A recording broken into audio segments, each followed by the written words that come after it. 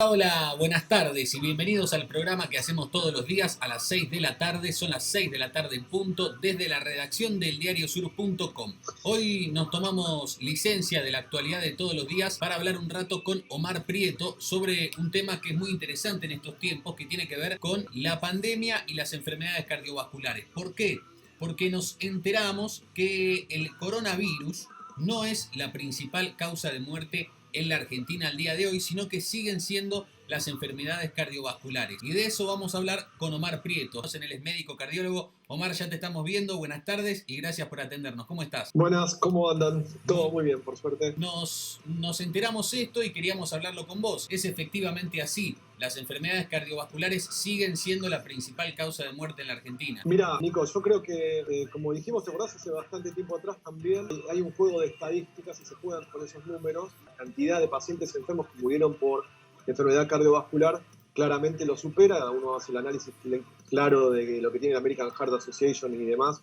Muestran que las cifras son muy elevadas en comparación con los valores actuales, lo cual está bastante bueno esa comparación, porque habla muy bien también de la campaña que se está haciendo contra este germen, contra el coronavirus. Cómo seguimos atendiendo las enfermedades cardiovasculares, que como veníamos diciendo en los otros programas, es decir, va más allá del coronavirus, ¿no? Claro, o sea, decís que también está asociado a que se está trabajando bien en la pandemia. O sea, la pandemia pudo haber sido la principal causa de muerte en la Argentina. Al estarse trabajando bien, eso también ayuda a que, bueno, no lo sea. ¿Sabés lo que pasa? Es un juego de números. Si yo me pongo a jugar con la cantidad de contagiados y la cantidad de muertos y días de convalecencia de cada uno de los pacientes versus cuántos muertos tengo anualmente por enfermedad cardiovascular, es un éxito total el manejo de la pandemia acá en la Argentina.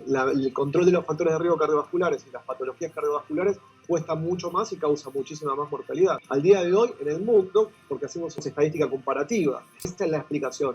O sea, no es que ahora la gente se está muriendo más, ¿ok? O sea, no es el coronavirus me generó más enfermedad cardiovascular. Ya que te traemos, queríamos hablar de eso. ¿Cómo está la situación hoy respecto a las patologías cardiovasculares que año tras año son la principal causa de enfermedades terminales, de muerte? Tiene que ver con el tabaquismo, tiene que ver con el alcoholismo, tiene que ver con el estrés. ¿Cómo se está tratando hoy este tema en medio de la pandemia? ¿Cómo sigue? El tema es así. El aislamiento continuó en este último tiempo que nosotros no nos vimos. Hubo momentos donde estuvo más reforzado. Ahora hubo una flexibilización, pero como por ahí, digamos, siempre existe dentro de la población un poco de miedo a hacer la consulta, con lo cual nosotros los especialistas o los médicos nos encontramos con cuadros muy avanzados.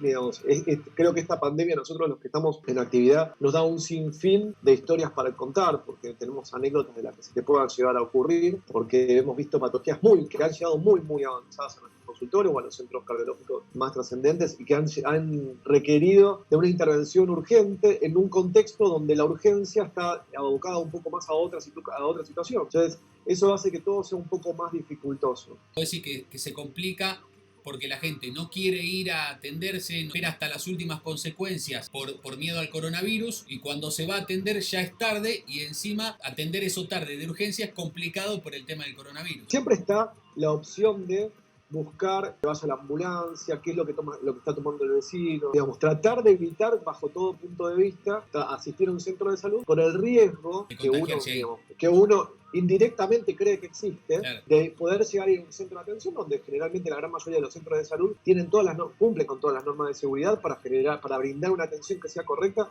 y sacar un problema que es muy serio, por ejemplo en lo mío, en la parte cardiovascular, en lo cerebrovascular, que sigue siendo un problema muy importante. Y que en este contexto y bajo la situación de estrés que estamos viviendo todos, por la pandemia, por el coronavirus, por la situación económica, porque no estamos aislados de nuestros seres queridos, por un montón de cosas, esta situación de estrés lleva a que, bueno, nuestra resistencia contra esa ofensa constante que tenemos no la podamos sostener y desemboque en enfermedades. Pero, mira, sin estar todo el tiempo hablando de la cardiología, imagínate cuántas videoendoscopías o colonoscopías no se están realizando en este momento y cuántos tumores de colon o de esófago no se están pudiendo detectar, con lo cual, esto lo sabemos, es otra rama de otra especialidad completamente distinta, el no tratarlo a tiempo, las consecuencias que esto define, ¿no?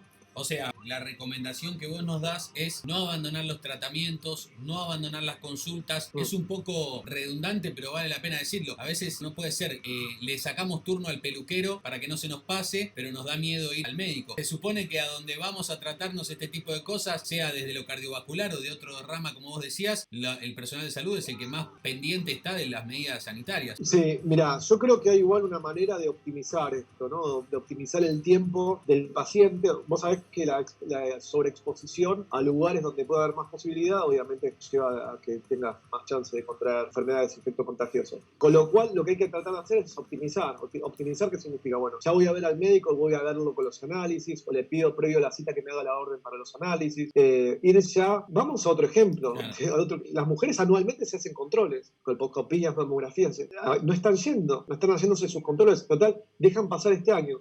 En una patología mamaria, en una patología de cualquier característica ginecológica, puede tener consecuencias muy serias esperar tanto tiempo. Entonces, si bien estamos hablando de flexibilizar y irnos a una normalidad, o lo más parecido a una normalidad, esto creo que también debe estar incluido. O sea, nosotros, como dijiste vos, si bien queremos volver al peluquero, todos queremos volver al peluquero, pero también tenemos que pensar a ver cómo nos hacemos el lugarcito para poder estar dentro de las condiciones normales para poder, digamos, seguir con nuestros chequeos médicos, no dejar de lado aquello que teníamos. Antes de pasar a otro tema, te quiero pedir, porque es importante esto que estamos diciendo, que la gente no abandone los tratamientos. Sí me estabas mostrando un poco la máscara, los anteojos, algo de lo que tenían ahí para trabajar. En tu caso, ¿mostrás la máscara que usan? Mira, estos son unos protectores que son una máscara, como una burbuja, que no se la pone para atender. Esto está protegiéndonos a nosotros, digamos, esto protege en forma bidireccional, tanto al paciente como a nosotros. Después nosotros andemos con estas máscaras, que son unas máscaras especiales, unas gafas especiales, y obviamente con unos barbijos que son los que están autorizados, que son los barbijos un poco más intensos, el barbijo que normalmente se utiliza. Claro. A ver, yo como todo creo, ¿no? Cuanto más fuertes son las medidas, mejores son los resultados, aunque tenemos las chances todos absolutamente de que esto nos pueda llegar a ocurrir. La intención es tratar de buscarle la vuelta para que no sea así. Acá estamos en contacto muy estrecho con los pacientes, porque tenemos que revisarlos, tenemos que hacerle estudios y demás. Yo personalmente que hago mucho diagnóstico por imágenes en cardiología o hago muchos estudios de estos que son con ejercicio, todas estas medidas las tengo que tener, esto no quiere decir que todos los médicos tengan que estar igual. Esas son las recomendaciones que están dadas. Sí. Claro. Omar, me habías contado, creo que la primera vez que hablamos, de que entre ustedes, entre colegas, habían comentado, más allá de lo que pasa en tu consultorio, que llegaban más consultas asociadas al estrés, asociadas a la angustia, asociadas a otros flagelos como puede ser el alcoholismo, como puede ser el tabaquismo, otras adicciones, tema de la comida, pero lo mismo. ¿Cómo avanzó esto en el último mes y medio que venimos de pandemia? Un tanto extraño, porque los excesos por ahí o las transgresiones alimentarias y en la ingesta de alcohol, creo que como que pasó por ahí el momento ese, ¿viste? Donde era mucho el tiempo que se tenía y la expectativa se creía que este era un proceso que era mucho más corto. Las transgresiones, inclusive si uno se pone a pensar, ya no te da la misma, no tenés la misma sensación y necesidad de comer como comías al principio. La angustia calmó, pero el estrés aumentó porque la situación económica se puso un poco más dura, porque la incertidumbre es más brava, porque la cantidad de infectados diarios aumenta cada vez más, porque los que creíamos que son grupos de alto riesgo fueron muy bien protegidos. Entonces vemos que hay muchos más enfermos de edades más jóvenes o que tienen padecimientos de edades más jóvenes, y no es producto de que acá el virus actúe diferente, sino que hubo una muy buena campaña de prevención contra los adultos mayores, y la verdad es que lo que se dijo se pudo hacer, es cuidarlos a ellos. Entonces, en cuanto a los factores de riesgo, se han modificado porque ha pasado mucho tiempo también. Entonces, bueno, muchos han cedido, otros han aumentado, las adherencias a los tratamientos han mermado de algunos porque es mucho el tiempo que pasó, entonces sin control, y bueno, te encontrás con, obviamente, esto que hablábamos también, no se continúa el tratamiento o se discontinúan los controles del tratamiento. Hay medicación que necesita ser controlada de forma obligatoria, por ejemplo, los pacientes que están anticoagulados, el control de su coagulación, esto no ocurre. Entonces te encontrás con un paciente que está o no anticoagulado o hiper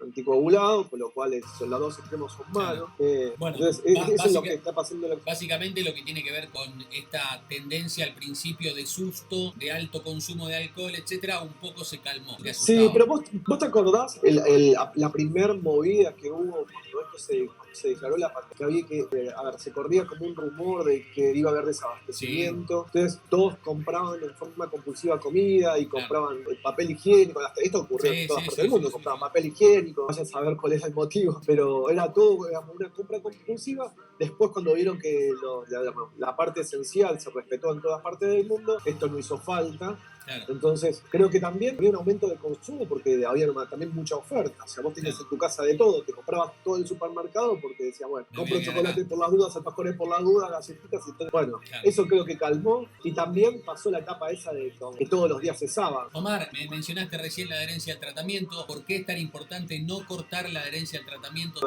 Es muy importante porque las consecuencias de abandonar el tratamiento pueden ser aún peor que la propia enfermedad por la cual estaba tratada. Omar, muchas gracias por ser tan claro como siempre. Por favor. Y nos encontramos la próxima. Dale.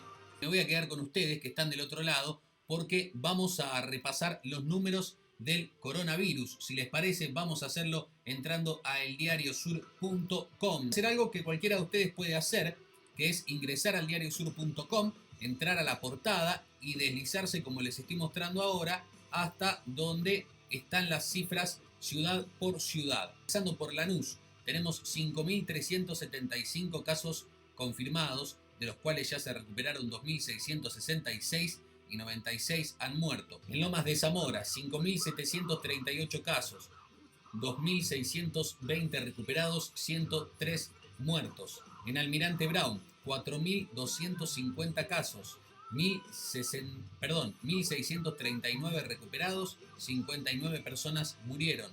En Esteban Echeverrías, 2.640 casos, 997 recuperados, 40 muertos. La cifra en Esteban Echeverría.